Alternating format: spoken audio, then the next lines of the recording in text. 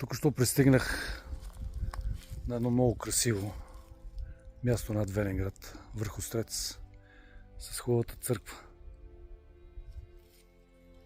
Обаче заедно с църквата виждам и снимката на един стар приятел. Младо момче. Отишло си преди времето. Малко по-надолу е светилище на Траките. На 4000 години. Всичко притихна, между другото. Имаше вятър. На 4000 години. И нито един от тия хора вече не съществува. Отишли си във времето. Има само руини и останки от местообитанията. А както каза Херодот, това е най-голямото племе, най-големия народ след индийците. Обаче те не познаваха името Христово, защото са съществували и след него малко. И по-почетен се считаше тоя, чийто меч беше по-кървав. Нямаха писменост, бяха развратен народ. И неморалността е погубила всички тях. Съществували са много цивилизации, около 70 цивилизации от както съществува свят. И всички те са погивали по една причина – неморалност. Толкова бързо заминава всичко. Този мой приятел е живял един миг. Един миг. Повече никога няма да го видим. Колко бързо отминава всичко. Така че Библията казва, че всеки един от нас ще застане на съд. Ще застане пред големия бял престол и ще отдаваме отчет всеки за делата си.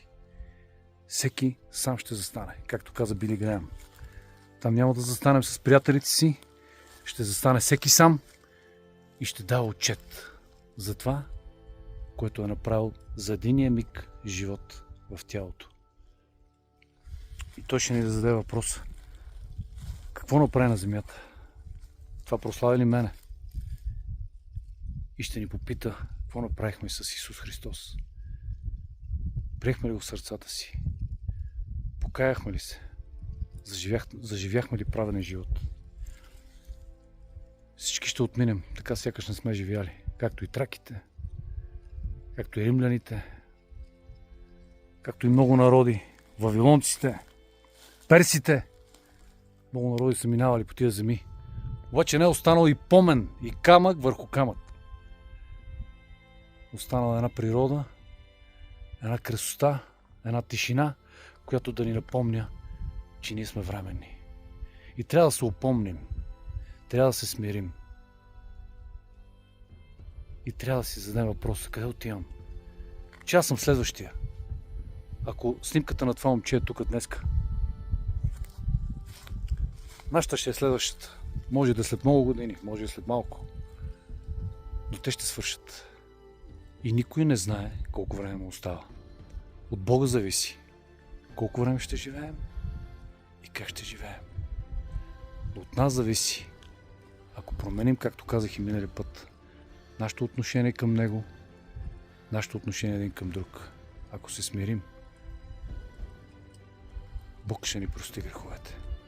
И когато застанем на този бял престол и Той каже на ангела: името записано ли му е в книгата на живота?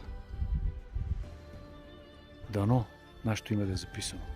И да каже Господ: влез в радостта на своя Господар. И живее вечно на новото небе и новата земя. Защото ако името не ни е записано, тогава ще каже: махни се от мене, ти, който вършиш беззаконие. И тогава ще се мъчим цялата вечност в огненото езеро. И нито един от тия нашите приятели няма да може да ни защити. Единствено Исус Христос ще ни защити в този съд, ако сме повярвали в Него и сме заживели друг живот.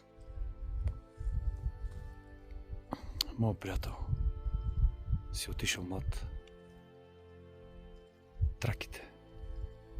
И всеки, който е живял по тия земи, вече не съществува на земята, а душата му е във вечността. Нека се замислим, защото се подготвяме за какво ли не в този живот. За тялото, което ще остане на пръст, А за душата, която е вечна, ние не се готвим.